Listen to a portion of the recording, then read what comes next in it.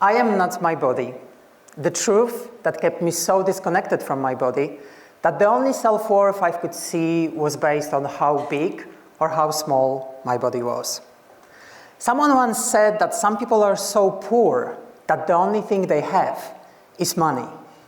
What if some people are so unwell that the only thing they care about is a perfect body? It's a paradox of feeling safe. I didn't feel safe in my body, so my body grew bigger and bigger to get stronger, to feel safer, to give me more illusion of safety. The bigger it grew, the more I hated it. I wanted to control it, but I had no control until I learned how to change it. Ladies and gentlemen, my name is Anna. I'm a psycho-nutritionist and a weight loss coach. And today I'm going to show you why we emotionally eat, why mindset plays a crucial role in changing our relationship with food, and give you 3 simple steps that will change how you relate to food in your life forever. Have you ever had chocolate when you felt down? Yes. Have you ever felt any emotions? Great. And even if you haven't, I'm sure that you know someone who has. Your body is a mirror reflection of your subconscious mind, the part of the mind where your feelings and emotions are stored. When there are lots of unprocessed heavy emotions in our mind, our body gets hold onto them. When your mind feels heavy, your body gets heavy. This is its way of saying, please, see me. I really need your attention. When we seek for attention, but we don't know how to give it to ourselves, we feel cravings. Cravings for comfort food, because we heard somewhere that food is love and chocolate always understands. Have you ever heard anything like that? I kept hearing those sentences in my head for almost 25 years. I didn't want to binge on food, but I didn't know any better. I knew what to do to lose weight, but I didn't know how to make it last for longer. If I added all the weight that I gained within those 25 years, I would easily reach minus 300, 400 kilograms. And if I added all the weight I gained back, guess what? The number would be pretty much the same. The stark reality is that today, more than 1 billion people worldwide are obese, and the food industry is making a fortune by marketing food as comfort. What is the impact of it? You see, most people's eating behaviors are based on reactions rather than conscious decisions. You get upset, you eat. You get stressed, you eat. Or you don't eat at all. You get annoyed, you eat. You want to celebrate, you eat. You get the pattern. Our health, mental and physical, have never been more in crisis. So I want to help you make mindful choices about what you eat. What I mean by that is helping you understand why you eat, so knowing what to eat becomes much easier. That type of eating awareness will help you and your families in drastically improving all aspects of health. For years, we focus on the idea that we are what we eat. And I'm introducing a new concept of we are why we eat. It helps us change the thinking from food's physical impact on our bodies to thinking about its holistic impact on our bodies, minds, and souls. Because we are human beings, not just human doings. Let's say that you are only what you eat. This type of thinking takes you down the path of shame and guilt. Because when you label food as bad or wrong, you automatically feel guilty and bad for having it. This is where the cycle of binge eating, emotional eating, and food addictions might begin. Let me show you what it's like for someone who emotionally overeats or binge eats. For years, I believed that chocolate was bad for me, so I kept saying to myself, I can't eat chocolate, I can't eat chocolate.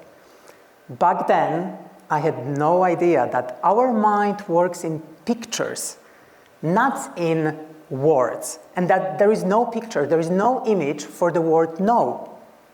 Let me show you what I mean by that. I need you to focus for a moment, please. When I say to you, don't think about the pink elephant, what are you thinking about right now? Exactly, you see, I promise you that all of you, just for a second, thought about that pink elephant. This is exactly how your mind works. You picture every single thing you hear or read about. You are just not aware of it. So let's go back to me from years ago. Whenever I was saying to myself, I can't eat chocolate, I can't eat chocolate, I was basically taking my brain on a trip to the chocolate factory. The more I didn't want to eat it, the more I was craving it, but at the same time it was bad for me. So when I finally gave up and ate it, I felt guilty and ashamed and bad for doing it. So I needed to eat more of it to feel better, because at the same time, chocolate was love. Can you see the vicious circle? This is exactly the same cycle that kept me stuck in binge eating disorder and yo-yo dieting for almost 25 years. This is exactly the same cycle that fuels today's obesity crisis. When we focus on why we eat, we can focus on the effect that food has not only on our physical bodies, but also on our thoughts, on our feelings, and on our spirit. By becoming more aware of how you feel before, during, and after you eat, you can start to recognize what your body truly needs to be nourished, and you can move from dietary confusion to nutritional well-being, from eating to nourishing. And this is how you can get yourself out of the cycle of comfort eating when you don't feel truly hungry. Emotional hunger is like a messenger for the message that your body is trying to send to you. Every time when you eat out of emotional hunger, you shoot the messenger. And I promise to you that you are totally oblivious to it. You will be happy to hear that the truth is that the food is not the problem. Weight loss and wellness is less about what we eat and more about why we eat. That's why understanding the reasons behind emotional eating is crucial. Are you using food to escape the stress of life?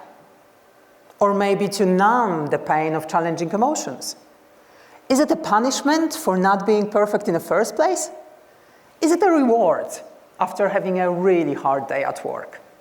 Are you eating out of boredom or out of really low self-worth? When we address the reasons, the true reasons for eating, we can start to regulate our nervous system in much healthier ways. We can recognize what we eat to nourish ourselves, and we can eat also things which are maybe a little bit less nutritional, but they just give pleasure to our senses. I apply the 80-20 rule here. 80% of your weekly eatings bring you nutrition, and 20% is saved for desserts and for the treats you fancy. It brings you freedom and it brings you flexibility, because it's not about being perfect with what you eat. It's about balance. It's about being realistic. It's about knowing what works for you and only for you. When we think that food is a problem, we quite often limit ourselves, so we feel deprived. It might work in a short term, but it always fails in the long run. Why? Because we might think that everything is absolutely perfect with what we are doing, but if we don't address how we really feel, we will never address that actual reason. So we need to look at 3 aspects of changing our habits: mindset, actions, and results. You see, you can change actions. You can start eating more vegetables or less processed food. You can move more, or you can go to the gym, and you will get some results. But if you don't change how you think and feel about yourself, aka mindset, sooner or later you will bounce back to your previous behaviors, your previous actions that will bring your previous results. Why? Because no matter how healthy you eat, if you don't feel worthy or deserving of a healthy body, you will sabotage even the best results and get stuck in a cycle of yo-yo dieting. That's why food is not the problem. Let's go back to our chocolate example. When you eat chocolate because you feel sad or you feel lonely, you might get a temporary relief, but you don't address the actual emotion of sadness. The sugar in chocolate triggers the release of dopamine, also known as the feel-good hormone, which gives you a temporary sense of pleasure. However, it doesn't mean that the emotion has been sorted. No, your brain's receptors get temporarily overwhelmed and they disconnect from the challenging feeling. So it doesn't mean that sadness has passed. No, it's been suppressed. With time, you use more and more chocolate to achieve exactly the same temporary relief. You become like a pressure cooker, ready to explode or to secretly binge on chocolate at the most unpredictable moments. Again, I'm speaking from experience. Mine and hundreds of my clients who used to face the same food and emotional eating demons. Instead, you can focus on learning the actual reasons behind emotional eating and recognizing the signals coming from your body, both physical and emotional, for hunger and for satiety. It's absolutely fine if you can't recognize the signals in the beginning.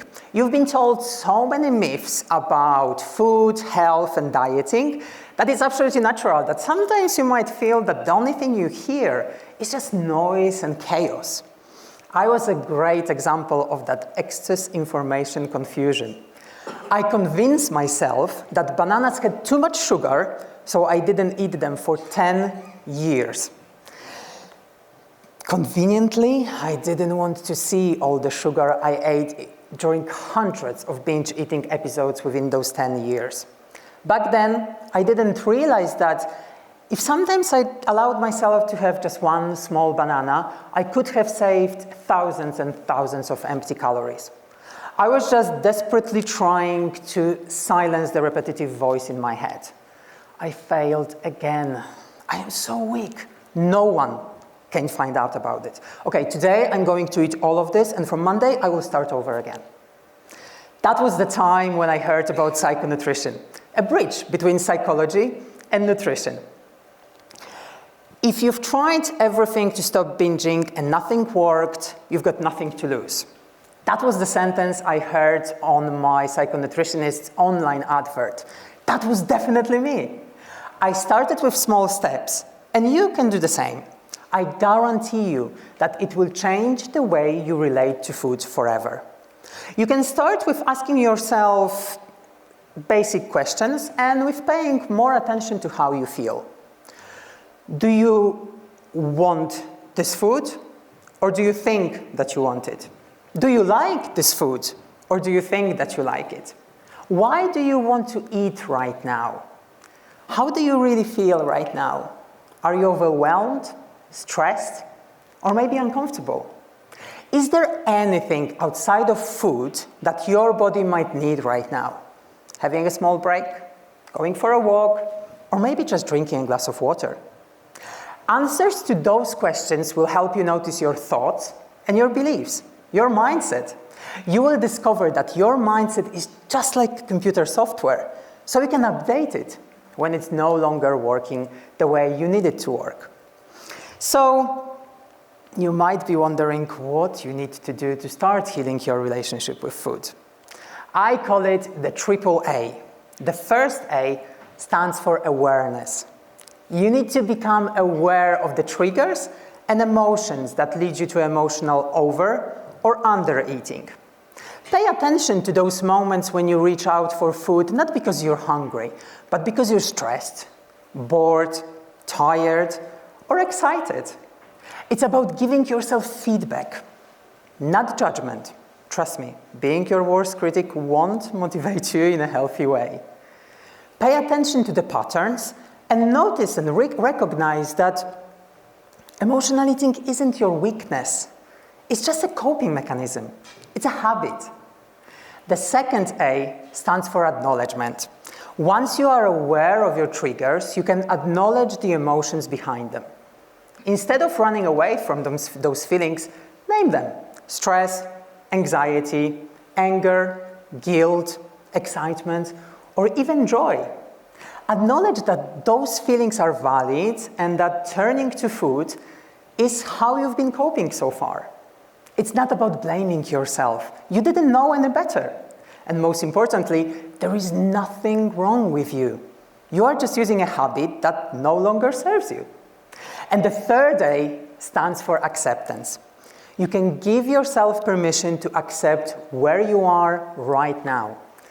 Healing your relationship with food isn't about changing everything at once.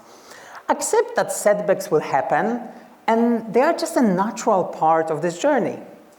Acceptance gives you permission, or acceptance is giving yourself permission that your feelings are valid, that you can accept your emotion, and you don't need food to soothe them. Acceptance means that you are enough, just like you are, and every single step forward helps you heal. Awareness, acknowledgement, and acceptance build a foundation for lasting, meaningful change that expands far beyond your plate. When you become aware of why you eat, you acknowledge what you eat, and you accept who you are, you can see now that it's not just about healing your relationship with food.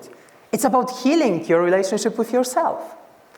Ladies and gentlemen, when you leave today, I want you to remember that by becoming more aware of the reasons behind your food choices, you begin to nourish yourselves in a way that supports your physical health, your emotional health, and your mental well-being. You don't just take control back of everything what's in your fridge. You feel free from shame and guilt and empowered in every single area of your life. You feel more joy. You understand that food is your fuel, not your therapist, and you use it to feed your body, not your mind. Thank you so much.